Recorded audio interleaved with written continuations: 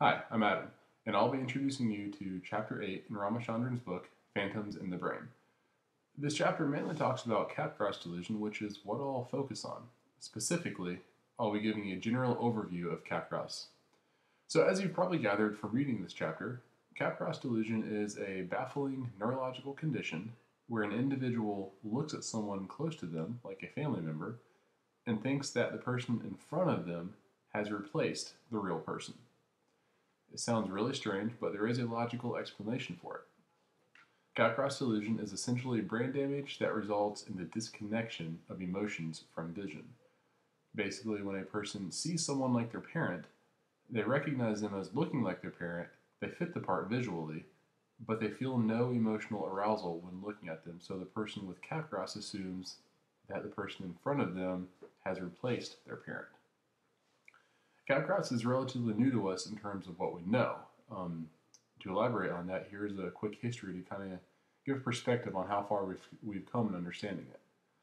Capgras was first diagnosed in 1923 by the French psychiatrist Joseph Capgras. In this particular case, his patient claimed that she was seeing doubles, that her husband and friends had been replaced by these doubles. Like many brain injury-related conditions back then, there wasn't a lot known about it. So Capgras was viewed as a psychiatric disorder rather than a neurological disorder. It was often associated with hysteria and schizophrenia just because they didn't understand the condition.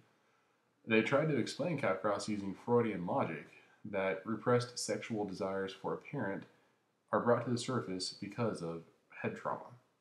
The Capgras patient feels that there's no way they can be feeling these desires for their parent, so the only logical explanation is that their parent has been replaced by the person in front of them.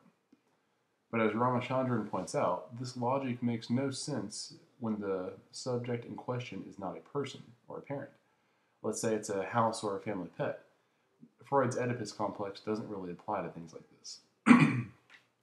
It's easy to see how many holes there are in this explanation, as it doesn't really explain anything scientifically. However, doctors and scientists went on with this mindset until around the 1980s, when Capgras was classified as a neurological condition instead of a psychiatric condition. Obviously, this is due to advances made in neuroscience and the understanding we now have on specific functions of different parts of the brain, as well as our current understanding of how structures in the brain interact. Since the 1980s, neuroscientists have discovered that Capgras delusion is the result of damage to fibers that connect the temporal lobes to the amygdala, which, as we know, is responsible for emotions. Because of this, what a person with Capgras sees is registered in their temporal lobes where it's connected to memories. So they can recognize things as being familiar, but this information doesn't make it to the amygdala for emotional processing, so they feel no form of emotional attachment to whatever they're looking at. The result is visual recognition of faces, places, and things, but no emotional attachment to those recognized things. Another thing that makes Capgras so intriguing is that each case is different. The difference in severity can be related to the kind of trauma and the specific location of the trauma. For example, there are 3 classifications of Capgras delusion. There is acute, which tends to come on quickly, and the patients are pretty receptive to treatment. There is transient, which is similar to acute, but it comes on a little slower and the patients are a little less receptive to treatment.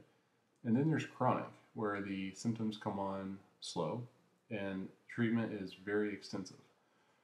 In addition to blunt head trauma, I've also read stories about how Capgras can be brought on by vascular dementia, by other things like vascular dementia.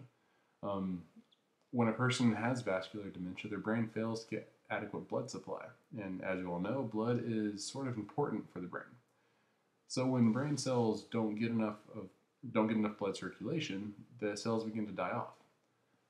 So it's not hard to see how other things than blunt head trauma can result in Capgras, although it is rare. So there was a general overview of Capgras delusion. I hope I was able to explain it well for you, and thanks for watching.